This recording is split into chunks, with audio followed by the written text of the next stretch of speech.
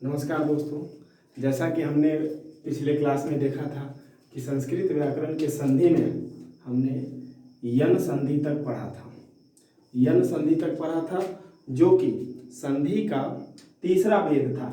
अभी जो हम पढ़ रहे हैं वह है आपका वृद्धि संधि, जो कि संधि का चौथा भेद है। तो वृद्धि संधि जानते हैं हम। वृद्धि संधि क्या होता है? कहता है यदि अवर्ण के बाद, अवर्ण में हमने पहले भी बताया था जहां अवर्ण का प्रयोग किया जाता है तो हमें समझना है सिर्फ अ और आ, ना कि हमें हर्ष ई दीर्घ ई हर्ष उ और दीर्घ उ समझना नहीं। हमें समझना है क्या? सिर्फ अ और आ। अवर्ण में सिर्फ ये दो वर्ण आते हैं। तो अवर्ण के बाद ए या ऐ रहता है। क्या रहता है? ए या ऐ रहता है। तो इस दोनों ए या ऐ दोनों में से किसी एक का प्रयोग करते हैं। जब दोनों रहता है ए या ऐ रहे तो क्या कहता है? दोनों के स्थान पर क्या हो जाता है? ऐ हो जाता है। क्या हो जाता है? ऐ हो जाता है। तो हम देखते हैं, इसका एक उदाहरण लेके देखते हैं कि ये अब दोनों के स्थान पर सिर्फ ये ऐ कैसे हो जाएगा। तो हम लिखते हैं उदाहरण के लिए यथा, तथा प्लस एव। क्या लिखा हमने? तथा प्लस एव। अब हमें देखना यह है कि किसके जगह पर क्या आता है। हमने कहा अ या आ के बाद, तो हमें देखना है इसमें से अ है या आ है। हमें देखना क्या है? अ है या आ है। तो यहाँ हमें इस तो को नहीं देखना, हमें क्या देखना है? इस था को देखना है। तो इस था को बोलने के लिए हमें किसकी आवश्यकता पड़ी है दोस्तों? आ की आवश्यकता पड़ी है। तो हम आ यहाँ निकाल लेते हैं। क्या निकाल लेते हैं? आ निकाल लेते हैं। अब इसके बाद हम देखते हैं कि निकालना क्या है हमको? ए निकालना है। कहता है ए या ऐ रहे, तो ए या ऐ रहने पर क्या हो जाता है? दोनों के स्थान पर क्या हो जाता है? ऐ का प्रयोग करते हैं हम। तो देखते हैं यहाँ पर हम लिख देते हैं ए, क्योंकि यहाँ पर ए का प्रयोग किया गया है। ठीक है। तो इस दोनों को मिलाने के बाद, इस दोनों को जब हम मिलाते हैं तो क्या आता है बनकर? हमारा ऐ बनकर आता है। क्या बनकर आता है? ऐ। अब यहाँ तथा है और यहाँ एव है, तो दोस्तों क्या हो जाएगा? ऐ हो जाएगा। तो इस था के जगह पर हम क्या लिख देंगे? ऐ लिख देंगे। क्या हो जाएगा? तथैव हो जाएगा। क्या हो जाएगा? तथैव हो जाएगा। अब कहता है इसके बाद यदि अवर्ण के बाद, फिर से आते हैं हम अवर्ण पे, अर्थात इस अ या आ के बाद क्या रहता है? ओ या औ रहता है। ओ या औ रहता है। तो दोनों के स्थान पर क्या हो जाता है? औ हो जाता है। क्या हो जाता है? औ हो जाता है। तो अब हम इसका भी एग्जांपल लिख देखते हैं।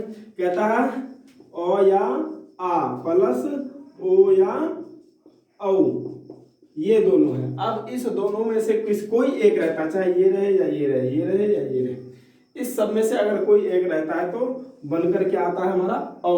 तो हम अब इसका एक उदाहरण लेते हैं। उदाहरण में आता है आपका महा प्लस औषधि। क्या लिखते हैं? औषधि। औषधि। अब देखिए यहाँ भी आ है, अब हा है, तो हा में हमने यहाँ भी देखा कि था है, तो था में क्या लगा हुआ था? आ लगा हुआ था। यहाँ भी हा है, तो हा में क्या लगा हुआ है? आ लगा हुआ है। क्या लगा हुआ है? आ लगा हुआ है। और प्लस यहाँ पर क्या है? ओ है। तो इस दोनों को अब हम मिला देते हैं, तो दोस्तों क्या बनकर आएगा? ये औ बनकर आएगा। तो अब ये औ का प्रयोग हम क्या हाँ करेंगे? तो इस हा में करेंगे, जो क्या बनकर आएगा? महौषधि। आपको घबराना नहीं है। कहें कि आपके एग्जाम में कुछ ऐसे उदाहरण भी दिए जाएंगे जो आपको सही लगेंगे लेकिन वो गलत है। जैसे कि हम ऐसे लिखते हैं महौषधि। ठीक है। तो क्या ये उदाहरण सही होगा हमारा? नहीं, क्योंकि हमें इस हा को बदल देना, क्योंकि हा, आ और ओ दोनों को मिलाकर क्या बनता है? औ बनता है। तो ये जो होगा हमारा क्या होगा? गलत होगा। तो सही क्या होगा हमारा? ये होगा सही,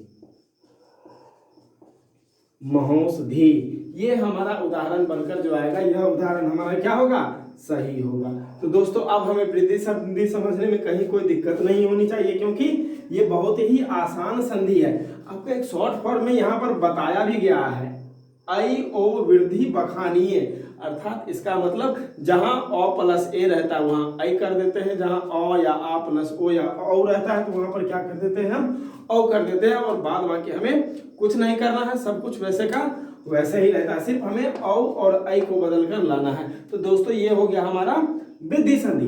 इसके बाद हमारा संधि का जो पांचवा भेद है वह क्या है? अयादी संधि है। क्या है? अयादी संधि। तो अब अयादी संधि क्या होता है वह भी हम देखते हैं।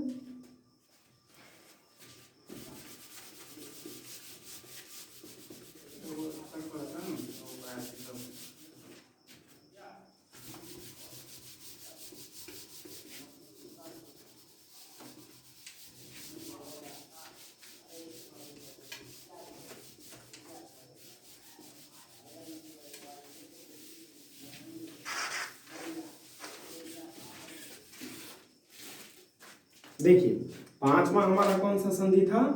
अयादी संधि था। कौन सा? अयादी संधि। अब अयादी संधि क्या होता है दोस्तों वो देखते हैं। तो अयादी संधि समझने के लिए हमारे इस उदाहरण में सबसे पहले ही बता दिया जाता है, यदि बाद में कोई स्वर हो तो ए क्या है? ए का क्या हो जाता है? ए का ऐ क्या हो जाता है? ऐ। किसके स्थान पर ऐ होता है दोस्तों? तो ए के स्थान पर ऐ होता है। और जहां पर ओ रहे तो ओ के स्थान पर अब क्या हो जाता है? अब। उसके बाद ए के बाद क्या आता है हमारा? ऐ रहे तो ऐ के स्थान पर आय। क्या? आय कर दिया जाता है। और इसके बाद अब है ओ के बाद क्या आता है? औ। तो औ के स्थान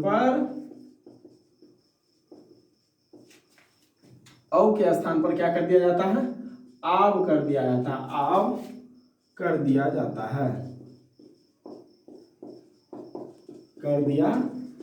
है। तो अयादी संधि हमारा क्या कहता है? यदि बाद में कोई स्वर रहे, पहले क्या है उससे हमें कोई मतलब नहीं है। पहले क्या होगा? तो पहले ये होगा और ये होगा। पद दो होते हैं, एक उत्तम पद एक प्रथम पद। अर्थात प्रथम पद जो होता है हमारा, प्रथम पद वह क्या होता है? पहले वाला, जिसको हम क्या कहते हैं? पहला शब्द। क्या कहते हैं? पहला शब्द। और दूसरा जो होता है हमारा उत्तर पद। क्या होता है? उत्तर पद, अर्थात बाद वाला शब्द। ये दो पद होते हैं। वैसे पद तो हम समास में पढ़ते हैं, पद का प्रयोग हम संधि में कहीं नहीं करते हैं। ये हम दो पदों के बारे में बताना था, इसलिए हमने ये दो पद को बतलाया। पद का प्रयोग हम जब भी करेंगे तो कहाँ करेंगे दोस्तों? समास में करेंगे। संधि में क्या प्रयोग करते हैं? शब्द का प्रयोग करते हैं। इसलिए हम यहाँ कहते हैं पहला शब्द और बाद वाला शब्द। जैसा कि हमने एग्जाम्पल में बताया था, तथा प्लस एव, अर्थात ये हो गया हमारा प्रथम पद, ये हो गया उत्तर पद। ठीक है दोस्तों। तो कहते हैं प्रथम पद में क्या होना चाहिए? ए होना चाहिए, ओ होना चाहिए, ऐ होना चाहिए और औ होना चाहिए। तो इस सभी के स्थान पर हमको बदल कर क्या लाना है? ए के स्थान पर क्या हो जाता है? ऐ हो जाता है। क्या हो जाता है? ए के स्थान पर ऐ हो जाता है। और ओ के स्थान पर क्या होता है? अब हो जाता है। और ऐ के स्थान पर आय होता है, औ के स्थान पर अब होता है दोस्तों। ठीक है दोस्तों। अब हम इसका उदाहरण देखते हैं। क्या होता है। तो सबसे पहले हमारा क्या था? ए। तो हम लिखते हैं से प्लस अनम। क्या होता है? क्या है उदाहरण? से और अनम। तो हमने क्या कहा था? प्रथम पद में क्या होना चाहिए? ए होना चाहिए, ओ होना चाहिए, उसके बाद ऐ होना चाहिए और औ होना चाहिए। तो देखिए प्रथम पद में क्या हमारा? से है, ए है। कहिएगा कैसे है? तो 100। ठीक है। और यहाँ ऊपर में क्या कहते हैं इसको? ए कार की मात्रा कहते हैं। अर्थात हम इसको ऐसे लिख सकते हैं, बिल्कुल लिख सकते हैं। तो इसका फॉर्मूला समझने के लिए हम क्या ले आते हैं? ए ले आते हैं। और क्या कहता है? यदि बाद में कोई स्वर हो तो देखिए यहाँ पर बाद में कोई स्वर है, बिल्कुल है। अनम में साक्षात अ बैठे हुए हैं यहाँ पर। तो अब साक्षात यहाँ पर एक स्वर तो बैठे हैं पहले से। अब जहां पर बाद में कोई स्वर रहता है तो ए के स्थान पर क्या हो जाता है? ऐ हो जाता है। तो अब यहाँ पर इस ए को हटा देते हैं, अर्थात इस ए को हमें हटाना होगा। क्या हटाना होगा? यहाँ पर जो ए हमने लिखा था इस ए को हम लुप्त कर देंगे। जब लुप्त कर देंगे तो इस ए के स्थान पर क्या आ जाएगा? ऐ आ जाएगा। तो क्या हम ऐसे लिखेंगे? सैनम। क्या ये सैनम हमारा सही होगा? नहीं होगा। क्यों? क्योंकि ये अ और ये ए दोनों को मिलाकर क्या बनता है? ऐ बनता है। ठीक है, ऐ बनता है। तो हम अ को न लिखकर सीधा क्या लिखते हैं? सैनम। क्या लिखते हैं? सैनम। ये हमारा उदाहरण जो बनकर आया, ये उदाहरण सही है। ठीक है। उसके बाद क्या कह रहा था हमारा? ओ हो, ओ के स्थान पर क्या होना चाहिए? अब होना चाहिए। ठीक है। ओ, अब हम लिखते हैं पो। साधारण सा शब्द है पो, लेकिन ये शब्द बहुत बड़ा है। सो यहाँ पर देखने में आपको ये साधारण लगेगा, लेकिन इससे बहुत बड़ा शब्द बनता है। उसके बाद हम लिखते हैं क्या? इत्र। क्या लिखते हैं? इत्र लिखते हैं। अब देखिए यहाँ पर ओ कह रहा है, तो इसमें ओ है तो इसमें से ओ निकाल लेंगे। ठीक है। फिर यहाँ पर क्या कहता है? यदि बाद में कोई स्वर हो तो यहाँ पर भी साक्षात हर्ष ई बैठे, अर्थात हर्ष ई भी क्या है? स्वर ही है हमारा। तो इस हर्ष ई को यहाँ निकाल लेते हैं। अब इस दोनों को यहाँ से निकाल लेंगे और दोनों को मिलाएंगे तो क्या बनेगा? ओ के स्थान पर अब बनेगा। क्या बनेगा? अब बनेगा। तो अब आप समझ ही गए होंगे कि इस दोनों को मिलाने के बाद क्या बनता है? पो। अर्थात इस ओ के जगह पर हम क्या कर देंगे? अब कर देंगे। तो प में अ लगा हुआ है, अ और वो है, अब हो गया। तो इस अ को हम ऐसे नहीं लिखते थे, पब ये हो गया। ठीक है। अब बचा क्या हमारा? इत्र। इत्र को हमें कहीं से कोई बदलना नहीं है, इत्र को ऐसे का ही ऐसे। अब ये तो साक्षात हम ऐसे तो ई लिख नहीं सकते हैं, किसी भी शब्द में हम ऐसे लिखेंगे पवित्र। क्या ये पवित्र हमारा सही होगा? बिल्कुल नहीं। ये पवित्र हमारा क्या होगा? गलत हो जाएगा। तो हमारा सही पवित्र क्या होगा? ये हो जाएगा। क्या हो जाएगा? ये पवित्र हमारा सही होगा। ठीक है दोस्तों।